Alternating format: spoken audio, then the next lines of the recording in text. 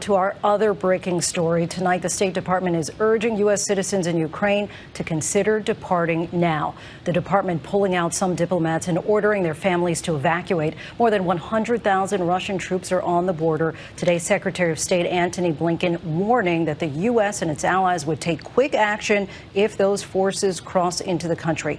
America continues to send military aid to Ukraine. These shipments left a California Air Force base on Saturday. Here's ABC's White House correspondent Mary Alice Parks. Tonight, the U.S. government officially authorizing some American diplomats in Ukraine to evacuate, ordering their families to leave. The latest memo stating that the security conditions are unpredictable and can deteriorate with little notice. We're tracking intensely, hour by hour and certainly day by day. Our Patrick Reevell on the ground in Ukraine's capital. There's no real sense of alarm here in Kiev on the ground. This is not an emergency evacuation. This seems to be more about the State Department not wanting to be caught off guard should the worst happen. Unlike in Afghanistan, Americans will mostly fly out commercially. Flying in, more ammunition and other military aid this week from the U.S. and its partners to support Ukrainian troops. Exactly the kind of help Ukrainians say they need in the face of a possible invasion from Russia. But also the kind of hardware from the West the Kremlin says is a red line. Tonight, U.S. officials also weighing in on these new accusations from the British government. Claims they have intelligence that Russia is looking to install a pro-Russian leader in Ukraine. There will be very serious consequences if Russia takes this move to try and invade, but also install a puppet regime. The Russian Foreign Ministry dismissing the comments as disinformation. This weekend, President Biden at Camp David, meeting with members of his national security team. Biden again warning that there will be swift consequences should Russia invade Ukraine. We want to make sure that an invasion doesn't happen. On ABC's This Week, Senator Joni Ernst saying that the U.S. must fight for democracy abroad. It is important that we step up for our allies in Europe. When democracy is stable, that means our troops, our citizens are much more safe. Mary Alice Parks joins us now from outside of the White House. Mary Alice, the Biden administration has been negotiating for weeks at this point. How confident are they that these talks are working? Lindsay, they definitely do not seem confident. I think they are hoping that the fact that these talks are ongoing is a good sign. But today, Secretary Blinken admitted that it is possible that Putin is just going through the motions with these negotiations and has already made up his mind one way or the other. Lindsay. Mary Alice, thank you. Latest news, Ukraine. Headliner. U.S. discussing military deployment near Ukraine with NATO as West steps up response to Russian threats.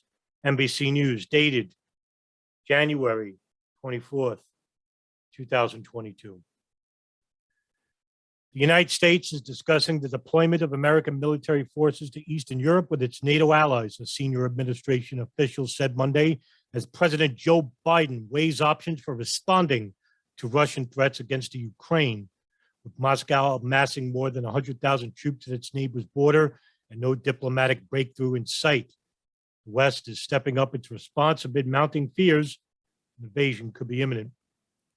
Conversations are underway with NATO countries that could receive U.S. military forces as part of a plan to deter Russian President Vladimir Putin's aggression, the official said. NATO said Monday that it was sending ships and fighter jets to Eastern Europe and that Washington has also made clear that it is considering increasing its military presence in the eastern part of the alliance. Biden was briefed by Defense Secretary Lloyd Austin on Saturday about U.S. options for responding if Russia invades Ukraine, as well as options for U.S. military movements in advance of an invasion, according to a defense official and a senior administration official. Among the options presented for the U.S. military in advance of an invasion were bomber fighters over the region, ship visits into the Black Sea, and the moving of troops and some equipment from other parts of Europe into Poland, Romania, and other countries neighboring Ukraine. Lloyd Austin presented options to reassure NATO allies and reinforce their defenses, specifically the defense of those countries bordering Ukraine, the official said. The goal is to show unity and strength within NATO and deter Russian aggression against allies in the region, the officials also said. Biden was at the presidential retreat at Camp David, Maryland, and Austin briefed them via a secure video teleconference. Joint Chiefs of Staff Chairman General Mark Miley was on the call. Generally, the secretary briefs the president and then the chairman provides more operational specifics. Some details of the briefing were previously reported by the New York Times. Russia has repeatedly denied planning to invade and has blamed the West for stoking tensions. Kremlin spokesman Dmitry Peskov said during a conference call with reporters on Monday, all this is happening not because of what we, Russia, are doing. This is happening because of what NATO, the U.S., are doing. As Biden weighed his options, the State Department ordered family members of embassy employees in Kiev to leave Sunday and authorized non-emergency diplomatic employees in the Ukraine to depart. It also warned Americans not to travel to Ukraine or Russia, citing the possibility of Russian military action. Ukraine criticized the move to withdraw diplomats' families as premature, while U.S. allies were split on whether to immediately follow America's lead, with the United Kingdom doing so, but the European Union saying it would stay, not for now. It would not for now. The briefing for Biden included the latest intelligence that the Russian military has not stopped building up forces around Ukraine, the official said. Another defense official said Putin continues to add more military units and flow forces to the border areas around Ukraine. He's getting stronger literally by the day, the defense official said. Air Force General Todd Walters, the commander of U.S. European Command and Supreme Allied Commander of Europe, has been preparing options for weeks, the defense officials and the senior administration officials said. Walters has the authority to move some forces around the theater, but he is keeping Austin and military leaders informed given the gravity of the situation. Meanwhile, NATO said Monday that it was putting extra forces on standby and sending more ships and fighter jets to the region, including beefing up its deterrence presence in the Baltic Sea. NATO Secretary General Jens Stoltenberg said NATO will continue to take all necessary measures to protect and defend all allies, including by reinforcing the eastern part of the alliance. We will always respond to any deterioration of our security environment, including through strengthening our collective defense.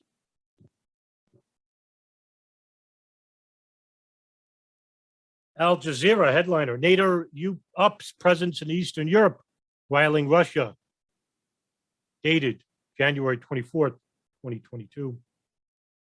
NATO allies have put forces on standby and sent ships and fighter jets to bolster Europe's eastern defenses as tensions soar over Russia's military buildup near the Ukraine. Tensions in the Ukraine are high following Russia's massive of 100,000 troops near its neighbor. The West said Moscow, which is angering by the growing relationship between Kiev and NATO, is preparing to attack the Ukraine. Ukrainian soldiers shuffled through a sprawling post-Soviet factory.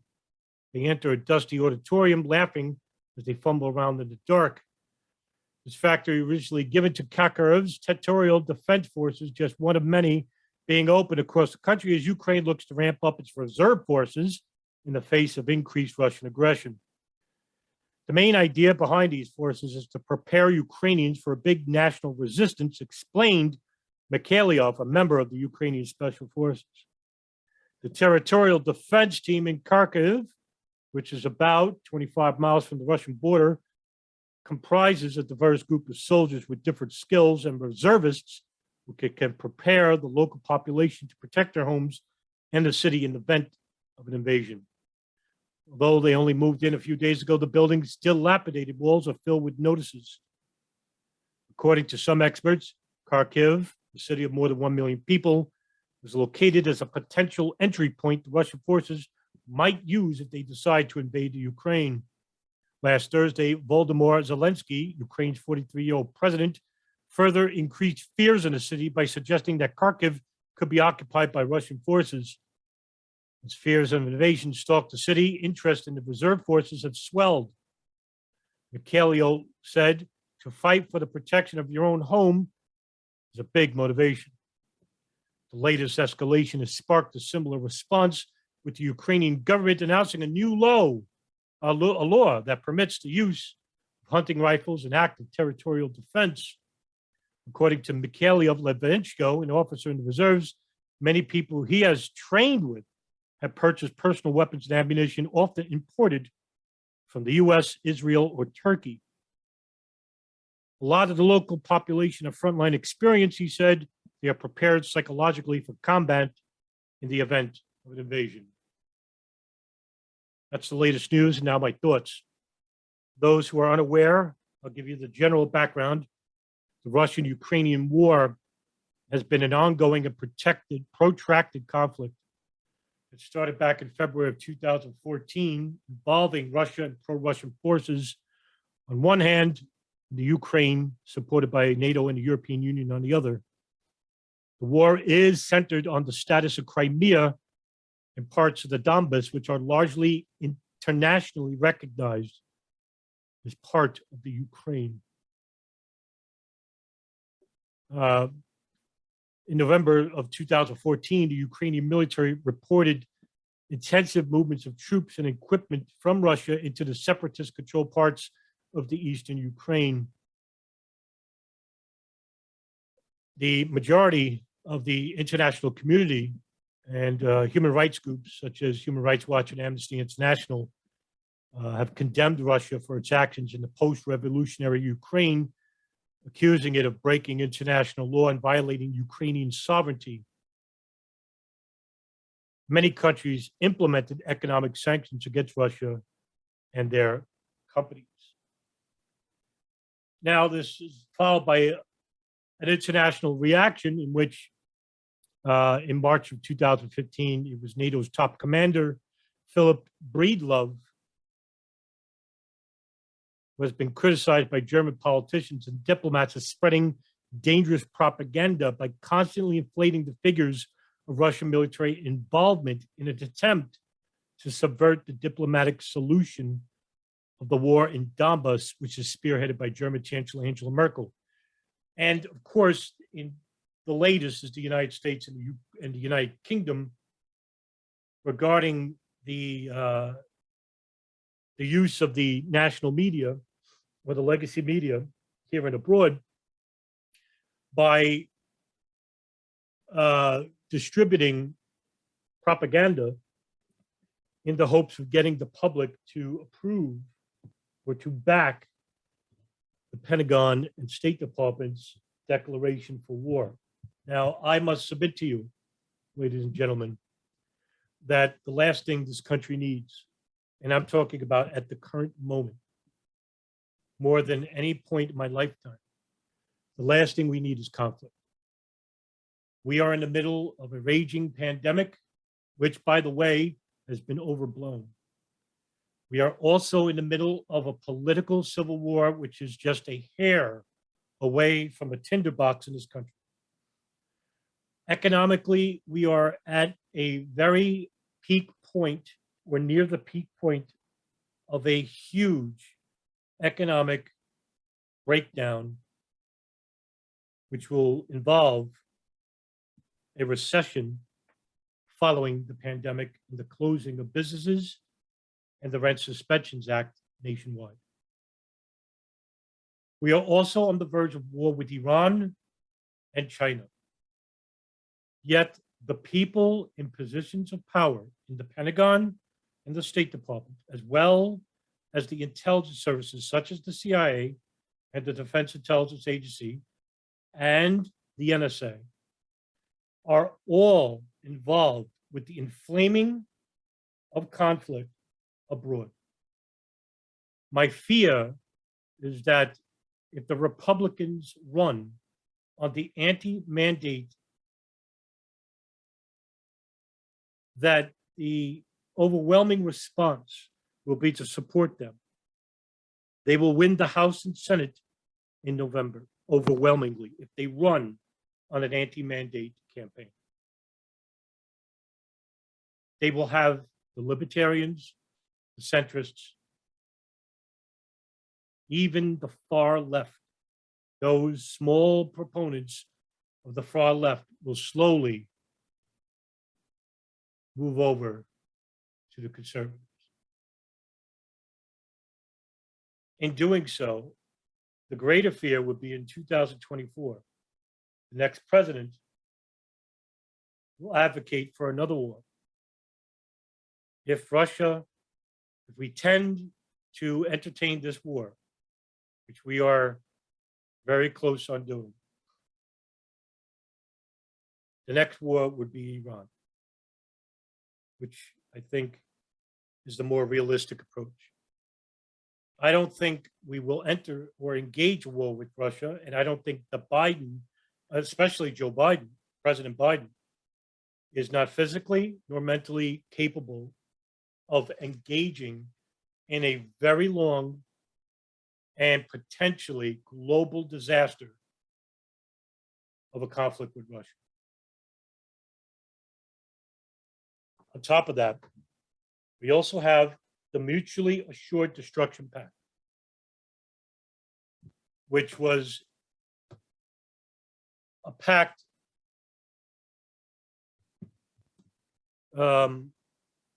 made during the Cold War, in which if there was a full-scale nuclear war between ourselves and Russia, we would be causing complete annihilation of both the attacker and the defender.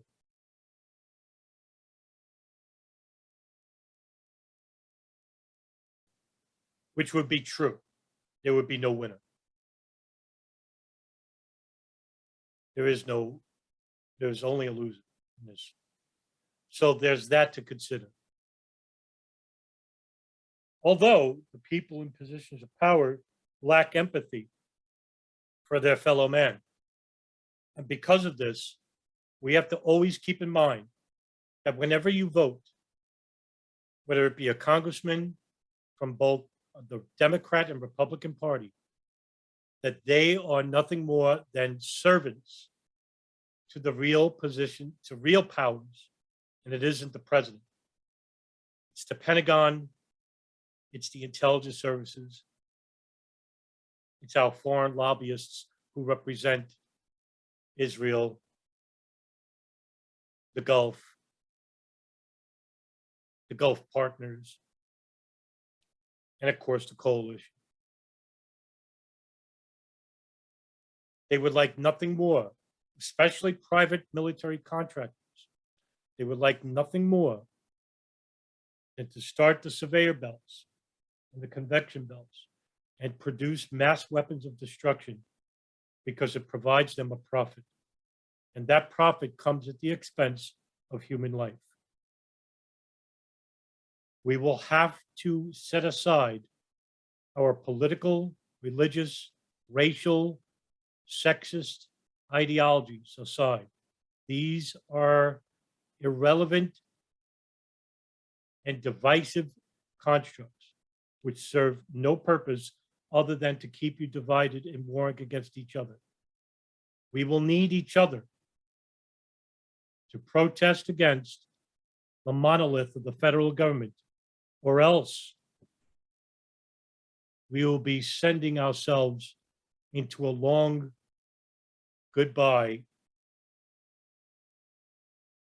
with mutual assured destruction